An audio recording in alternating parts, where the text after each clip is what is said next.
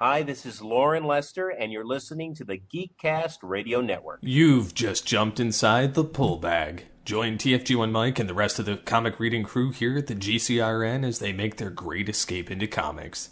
From DC, Marvel, IDW, Boom Studios, Zenoscope, and more, we have everything you want to read right here. Transformers comics? Yeah, we cover that. He-Man? Yeah, sure.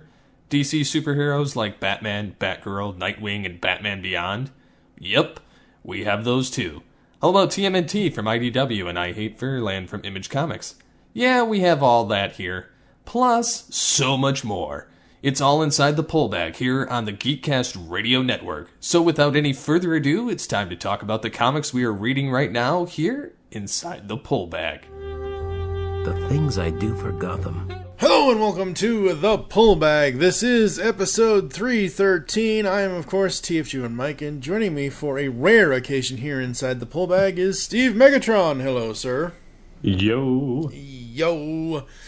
And what could possibly bring Steve Megatron back to The Pull Bag? Well, A good story. Amazing story, but I wasn't disagreeing. I had No, to I know. Trust me, I know. It's rare that we get one of those in DC Comics or any of the big three anymore. Okay, I will defend DC on one title because it's the only title I read that's ongoing. The Batman Beyond Rebirth series has been... I haven't read any of that. Okay, so well, it's been really, really good. The 2015 series that Dan Jurgens wrote, and then the new 2016 series, I say new 2016, 2 years after the fact, but basically the current Batman Beyond Rebirth comics that are going on, it's so good. Everyone should know by this time, 5 years of the pull bag, that I am like a super diehard Nightwing fanboy. Just am, always have been. But I didn't even know this was a thing. I did not know this story had happened. We're going to be talking about a 6-issue miniseries. Kyle Higgins returns to Nightwing. I was shocked. I was like, what is this? Why did I not know about this? I have to buy this in trade paperback right now, digitally on Comixology.com, because if I don't, I'll never be able to live with myself again. So basically, last year into this year, 2017-2018, Kyle Higgins returned to DC Comics and Nightwing for the 6-issue miniseries, Nightwing: The New Order. People were meant to walk, not fly. The year is 2040, and Dick Grayson has turned his back on his costume past. As commander of the federal paramilitary organization known as the Crusaders, he now enforces the legal ban on all metahuman activity by medically inhibiting or incarcerating anyone, hero or villain, who manifests superpowers of any kind. But when his son Jake suddenly reveals superhuman abilities that resist all efforts to suppress them, the man once known as Nightwing must return to the legacy he abandoned and seek help from the very people he has condemned. After joining forces with his ex-partners from the Titans, including his estranged wife and Jake's mother, Starfire, Dick sets out to free Jake from the Crusaders' high-tech prison, but the Pentagon has taken a special interest in the case, which means that the former Batwoman Kate Kane has made it her mission to crack the secret behind Jake's mysterious immunity, and what she discovers could mean the end for the Graysons, the Crusaders, and most of all, humanity. Oh my god.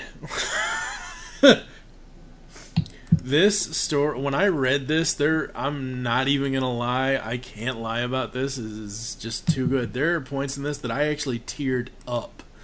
Like, this is so good. Anyone that's read Kyle Higgins' run on New 52 Nightwing, all 5 volumes of it, if you read this, if you read that and you love that and you read this, you're going to love this too. I mean, this just... Because the trade came out in 2018, I've said this before, I'm not sure if I said it on air, I'm going to say this right now. Nightwing the New Order is the best trade paperback release of 2018. There is no debating this. It's just law at that point. Because, like, wow. I could not believe that this was a series that actually had happened. Now, like I said, it's very rare that Steve Megatron comes on this show because, you know, he's too busy with all his tech stuff and all of that and other podcasts and whatever. So getting Steve to come on here, it would have taken something special, and god damn it if this is not something special. I really wasn't sure what I was getting into when I agreed. And to be honest, I forgot I agreed. But I was like, I have to read this because I said I would. And then I was like, I just hope the story is good. And so going through it, I was actually surprised at how everything unfolded because not following the regular DC, because some of this stuff had to have transpired at some point, or even if it's an Elseworlds thing, it's still... I didn't know any of the backstory behind it going in, right, or any of the reasonings for anything. Right. But I think that they pulled it off pretty well for what they did, and I think that it was interesting seeing certain heroes depowered. Yep. And gaining their powers back, and discovering that the solution to the entire issue was in front of Grayson the entire time. Mm-hmm. And the fact that Bruce would have been rolling over in his grave if he saw what happened to the Batcave. Mm-hmm. I was like, no. And they're like, and Nightwing's like, yeah, they didn't know about the secret level, or the secret level, or the secret level on the bottom of the secret level. Mm-hmm. So it was kind of funny seeing him go down there, but it's all... Okay, so before we start gushing even more, Kyle Higgins on writing, Trevor McCarthy is the artist, Dean White is the colorist, and Clayton Cowles is the letterer on this. Cover art and original series covers done by Trevor McCarthy. Anyone remember when we did Gates of Gotham way back when in the pull bag? This is basically Kyle and Trevor coming back together. I mean, obviously Gates of Gotham was Trevor McCarthy on art and covers and things like that. It was Kyle Higgins and Scott Snyder writing Gates of Gotham, but a lot of the time reading Gates of Gotham, I heard what Kyle's voice and what Kyle's vision was for that story with Dick Grayson being Batman. And the two of them finally reunite and give us this, and I was like, oh my god, this is amazing. My favorite parts of this, outside of the story and most of the art, is how they do the Nightwing logo. It's always all red inside the book, red and black. So It's paying homage to the New 52 red and black. I mean, if you look at the front cover of the thing, there's the actual cover is Nightwing in blue and black, and then you open it up, and the page that gives the creative, it's New 52 red and black Nightwing. Oh my god, like, this book does everything. This 6-issue miniseries is by far the best thing DC Comics has done in a very long time. And whether it's an Elseworld tale, whether it's a futuristic tale, the way I see this is existing almost in the same future as Batman Beyond, except it's slightly different because Dick had to basically save the world. And Kyle Higgins and Trevor McCarthy do everything that a DC fan, especially a DC Animated Universe fan, would want them to do. I mean, Lois Lane as a Lantern? Who would have seen that coming? Yeah, yeah. So some of this stuff was taken kind of out of other aspects of the DC universe, and it makes me wonder which parts would have actually happened or were in the vein of happening because I'm so far removed from the series. Right. But I did find it interesting that you still had Jon Stewart floating around as Green Lantern helping. Kate Kane. Yeah, Kate Kane. And I was like, why is that name familiar? And I was like, and then they revealed who it was, and I was like, oh yeah, I remember who that is now. Yeah. But it was nice seeing Tim Drake. Okay, so you're wondering what aspects, like where they've pulled from. I see in this pretty much, okay, even though Kate/Batwoman wasn't really in the DCAU at all, if ever, I don't think she ever showed up in there.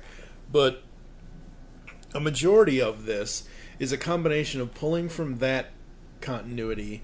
It's pulling from whatever New 52 continuity, or even creating a story, you know, like you pull it. I know Batwoman's been around longer than New 52, obviously, when that happened, but like you pull that character into the story and give her and Dick some sort of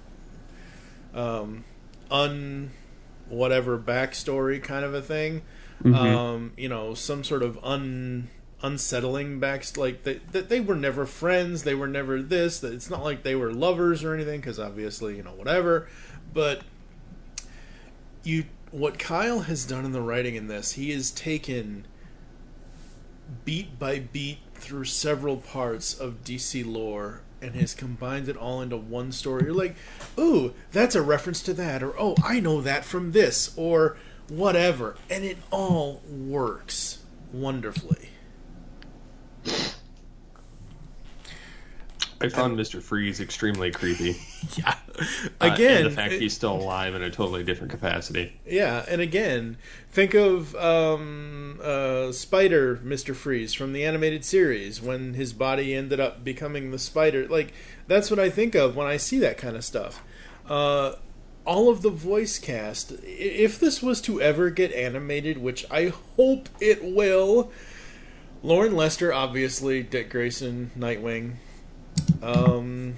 Lois Lane, Dana Delaney, Jon Stewart, Phil Lamar. I mean, like, I heard Phil the whole time in my head, and I'm like, oh my god, I've talked to that guy. Yeah, he's like, Nightwing. Yeah, exactly. Like, stand down. Like, and Lex at the end, I'm like, oh my, you know, and Superman's a little up in the air, though, because the reason why I say that is because George Newbern had done Superman in Justice League. But he could have still played him, because think about that episode where Vandal Savage. Right, the future, yeah. Where they thought they killed Superman, but they actually flung him into the future. Yeah, Hereafter, Hereafter 2-part, yeah. That's what I'm talking about.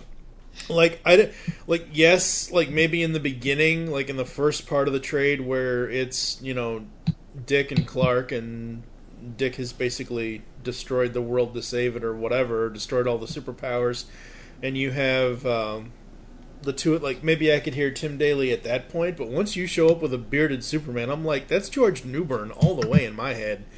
I love this so much. There's just, oh my god, folks. Trevor McCarthy's art is wonderful. Every bit of it is amazing. I mean, again, taking a piece out of, like, the Savage time from Justice League, when we went back to the future or whatever, and Batman was, you know, this Nazi regime thing with the not Justice Lord, you know what I'm talking about. You know, basically Gestapo type of uniform. That's what the Crusaders look Justice like. Lords. Yeah, well, yes, but yeah, I mean, it's a cross between that and what happened in the Savage time, and the narration. The fact that Jake is narrating the story and come to the realization that he's narrating it to his newborn son at the end of the comic. Like, we're not gonna just. Well, technically, yeah, he's doing that, but he's recording it on a video blog. Right. Yeah. But yeah, so just everything that Kyle Higgins and Trevor McCarthy and the rest of the creative put into this, it's a love letter to Nightwing fans around the world. It really is. And this This episode of the Pullbag, folks, is a prelude to Nightwing November. We are going to go, I don't know if it's going to be Steve and I, if it's going to be JT and I, it's going to be myself and somebody. We're going to go back to New 52, and we're going to go through all 5 trades, 1 trade per episode of the New 52 Kyle Higgins run, because I've been wanting to do that for years at this point. So Nightwing November coming later this year inside the Pullbag. There's a teaser for you. This comic, there wasn't much I didn't like about it. I understand Brady's, the little dude there, I understand his whole thing of, oh, I want to be top dog, why do you get to be top dog, kind of a thing. Mm-hmm. And, you know, I get that. The character is who the character is. He was kind of weak. I was almost wondering if the... I can't remember her name. Liz. Liz. I was wondering if she was going to be Max from Batman Beyond. I was so hoping. Yeah. Because... Yeah. If she had purple hair, I would say that would be Max, but she doesn't. Yeah, but it was still interesting, and it was funny how she's like, "Yeah, you rubbed it in his face, didn't you?" Mm-hmm. And you know, she says, "I know I'm not an idiot. I know you went in there trying to rub it in his face and all. It's pretty disgusting, if you ask me." Mm-hmm. And you know, because he has the freaking blasted eye. Yeah, which is funny. It was kind of interesting also seeing Wally lose his powers. Yeah, it was. And then Lex restoring his powers as well as Superman's. And then the bomb goes off, igniting and letting everyone have superpowers. Yep. So, more cool things that I love about this. And the weird thing is they had Batman as the catalyst that set this whole thing in motion. Of course. It always goes back to Batman. I mean, come on. And then Dick became exactly what Bruce was. Yep, pretty much. So when we get to... And we're not going issue by issue here, folks. I'm just looking at my notes, and these part of my notes was from issue 2. The scene with Alfred, Dick, and Jake, I just love the interaction that they have with each other. I was surprised he was still alive. Oh, you can't kill Alfred. Well, they do, but you're not supposed to. You know, and then like you said, Tim Drake, quote unquote, he would have had kittens over what happened to the Batcave. Oh my God, the Batcave, getting Kate's history, Batwoman and all. At the end of issue 3, when the Titans show up, and Jake's narration is like, yeah, Dad didn't want his old life back, but when his old life found him, ... And then under the next part of, like, next old wounds, oh, God, I'm like, Kyle, you... It just... Because Old Wounds and Over the Edge are my 2 favorite... Old Wounds is the one where Dick decided not to work with Bruce anymore, right? Right, and Over the Edge is where Batgirl died, and it's an alternate, you know, it's what would happen if Batgirl had died. But yes, Old Wounds is basically, there was a point where Batman went too far, and Robin's like, I'm out of here, I'm done. And it's, yeah, absolutely love that episode. Between Trevor's designs on Green Lantern, Flash, and the rest, wow, the art is killer. I just love the way that Trevor designs the characters. By the time you get to issue 4, you know, we get reveal of Lois Lane as the Blue Lantern. That was super interesting to see how all that played out. And then, because the Titans are essentially the resistance force to the Crusaders. You've been hiding out in Bloodhaven all this time? Well, it's the last place you would have looked.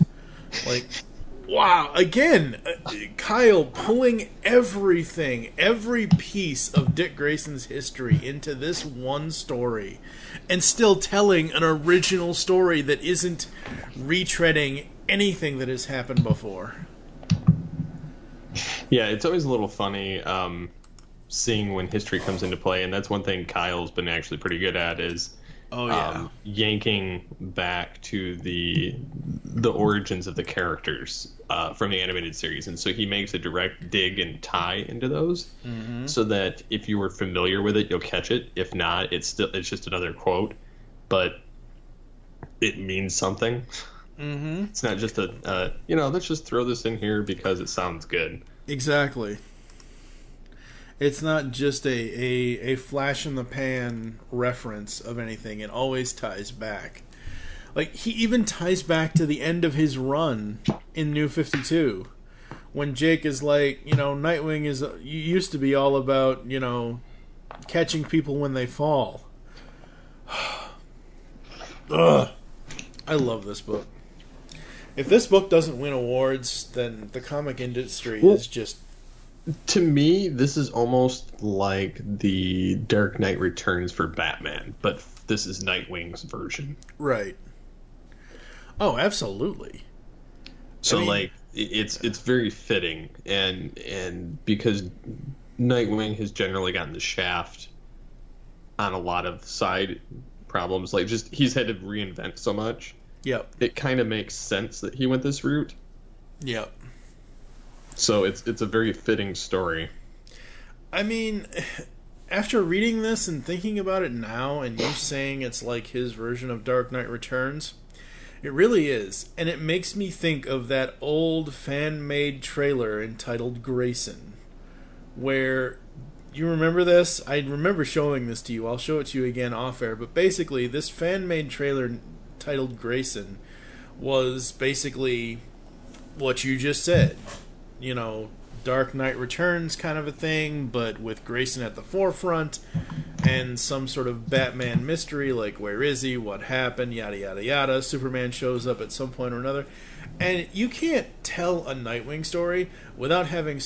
You can, and they've done it before, but like a story like this, the way this is done, the futuristic aspect, the superpower aspect versus, superpowered people versus regular people, you can't not have Nightwing and Superman in the same book, because, hello, that's kind of where Nightwing got his start, was the whole Superman thing.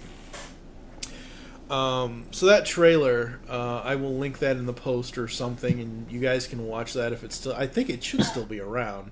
The only difference here is that Starfire is his estranged wife, and it's not Barbara, and I'm fine with that. I don't have an issue with that. I'm only pointing... It gives good reason why his son has powers. Has powers. Well, obviously, yeah, because obviously one of the parents would have had to have powers. I'm saying that more for the audience than for us, because it makes sense here that he and Barbara are not together, that he and Corey / Starfire are, because as you just said, the whole powers thing, but also I'm pointing that out because when people watch the Grayson trailer, Barbara's in that, obviously. So there's a slight difference there. I just can't say enough good things about this. Like, this story makes my heart melt. It starts off as this futuristic thing, and as always, Kyle Higgins' voice with the character of Dick Grayson, Nightwing, and all the other characters always rings true. It's like a lesson in the Bat family without needing to have Batman be at the forefront.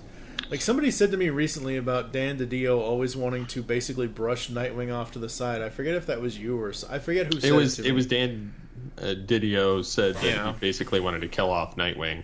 Again, yeah. It just remove him from the playing field. Yeah, but you shouldn't do that, because technically, I don't care what anyone says, I don't care about biology, I don't care about the League of Assassins or the League of Shadows or whatever. I don't give a crap that Damian is Bruce's biological son. Dick Grayson is Bruce Wayne's first son. Like, that's just what it is. That's what it always will be. And the fact that he took it so hard when Bruce was essentially murdered by Superman with the black kryptonite. Yeah. Shows you that he was just like, this is enough. Like, this has gone on way too long. And he went out to essentially just wipe out the supers. Mm-hmm. Because, he basically did what Batman would have done in that situation, and that's to take them off the playing field. Oh, yeah. Absolutely. the whole thing with Alfred in issue 2, like, I had to look at the panels again because I read this like as soon as I found out about it a couple of months ago. At this point, when I first read this, I noticed it, but I didn't notice it. But I had to look again now, right before we started this episode, and reading this when Brady is like, "Put the bat down, old man," or "Drop the bat," or whatever. When the whole confrontation is happening, I'm like, "What bat? Alfred's not holding a batarang. What are you talking about?" Of course, it was a baseball bat. But my first thought was, oh my god, Alfred holding a batarang? That would have been awesome. And it's just so touching. It really, really is. The whole story. Yeah. I absolutely, like... This is a story I could read once a year. I love this so much. Just to have something, refreshing and interesting, and a Nightwing story that is from every piece of his history. Now, I am currently I'm trying to read through the first volume of the 2016 Nightwing Rebirth series, and that is good as well, but that's obviously within continuity and everything else. This stands alone to me. This is not really, like you said, it's an Elseworlds tale, it's a what if, it's a whatever, it's a thing. And I love that DC will do this every now and then with these miniseries, because that way you can just read one thing and not have to keep up with 80 years of continuity. No. But yeah, I did think that more or less it is the Dark Knight Returns for the Nightwing character. Oh, absolutely it is. Most definitely. What would you rate this 0 to 5? The whole thing? I'd give it a 4.5 out of 5, just as a safe number. I wouldn't give it a perfect because there were a couple of elements I thought could have, like the thing with Max. I mean, I know Max would have been, technically around the same age or maybe a little bit younger, but still. Right. I think that would have been a nice nod, even if... Yeah. Because it's pretty close to the Batman Beyond era. I know that it's in the 2040s instead of... I think Batman Beyond is in, the 2060s or something? No, Batman Beyond's right around that same time. 2040, 2050, somewhere around there. Yeah. So anyways, I think that would have been a nice nod. But, I mean... And it would have been nice to see a few more of the original Justice League members to see kind of what happened. Yeah. I mean, other than just Superman and GL and Flash. Yeah. Well, Flash was Wally, but that was from the Titans. That wasn't... Yeah, but... Barry. I know, but I'm thinking Justice League... Or Wonder Woman, or... Yeah, I'm thinking Justice League as in DCAU, and that was Wally. Well, yeah, but being that they mentioned the Titans, I saw the other Flash for that instance. So... Yeah, I mean, it would have been kind of neat to see, or where Wonder Woman went, or so on. But it was overall, it was pretty solid. Yeah, it's a solid story. It's a really cool story. There's no, for me, what usually brings a grade down on a comic, whatever comic it is, it's like if the transitions from page to page or from story point to story point aren't done well. Or if there's a moment in it where I just throw my hands up and I'm like, that's it, I'm done. They did that? No way. Just not even believable. This has none of that. And yes, I know, I'm a super fan and I don't care. Because if a story can make me cry multiple times after reading it 2 different times, then yeah, it's easily a 5 out of 5 for me. I can't not sugarcoat it and say it's less than that, because there's nothing in this. Like, every beat of this story basically made my heart race. Nightwing, The New Order, check it out, folks. I will put a link to it for the Comixology trade in the post. As I said earlier, I will put a link to the Grayson fan-made trailer if you guys want to check that out. What have you got going on over on Altered Geek, Future Imperfect, all that stuff? Yeah, Future Imperfect's kind of on a rotational, like once or twice a month episode thing, and so's All Things Transformers. Actually thinking about doing one shortly, but Altered Geek, I'm still edging closer to episode 300. I think we're hitting episode 280 this week. Cool. So yeah, big number. So I got 20 more to go. So I might release multiple episodes so that I can hit 300 by the anniversary date. I'm also working on the new Geekcast Radio website, which I have yet to finish a couple of specific pages, and I'm still trying to tweak a particular issue I've been having from the get-go with something with the membership aspect. But overall, it's going to be pretty solid when it comes out. Very cool, very cool. Yeah, I am doing so much. I've got all of this. We've got Autobotly August. Like, between June, July, and August, this is the most work I've put into the pull bag since, like, year 3 at this point. Like, I've recorded episode 310 to now, and after this I'll be recording 314, 315, and 316, and then the rest of Autobotly August. So the pull bag has essentially consumed me, and I'm having so much fun doing it. I hope everyone is enjoying listening to it and all of that. I'm also doing Mayhem Mike's, doing Powers of Grayskull with Optimus Solo. Still planning on 10 years of Tooncast next year.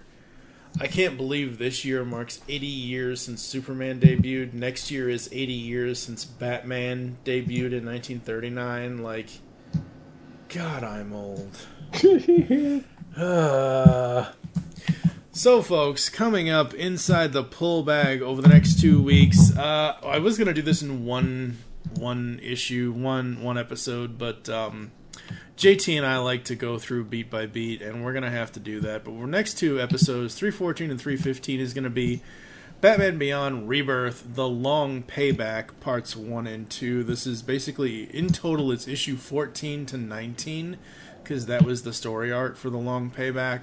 So that's what's happening there. And then episode 316, hopefully, will be WWE Volume 1 from Boom Studios. After that, we start Autobotly August. So, there is that. Follow us on Facebook, all that good stuff. You'll be able to hear that, all that info when Steve does the outro here in a few moments. Where can the people find you online, sir? Well, they can find me on the Twitters at SCP21. Absolutely. I am at TFG1Mike. You can follow at The Pullbag on Twitter. Always follow at Geekcast Radio on Twitter for all the other GCRN updates as well. Like, as of this recording, the video, the Batman Dance Party. Have you seen this thing yet? No. Oh my god. We will talk about this. We will talk about this on Altered Geek or something, because, oh my god. This is hilarious. It is super fun. So we're going to get the heck out of here. Make your great escape into comics, and we will catch you next time here inside the Pull Bag. Now, I love s'mores as much as the next guy, but I'm fresh out of marshmallows. What do you say we call it a night? You've just heard the latest episode of The Pull Bag, the GCRN's first comic review and discussion podcast. There are several ways to get in touch with us and leave feedback for the show. You can visit the website, geekcastradio.com, where you can comment on the episode and all of our different podcasts. You can rate and leave a review for the show on iTunes. Be sure to leave us feedback. Become a fan of us on Facebook, facebook.com/thepullbag. Send us an email, feedback at geekcastradio.com. Follow us on Twitter at thepullbag and at geekcastradio. So until next time, make your great escape into comics and unleash the geek in you.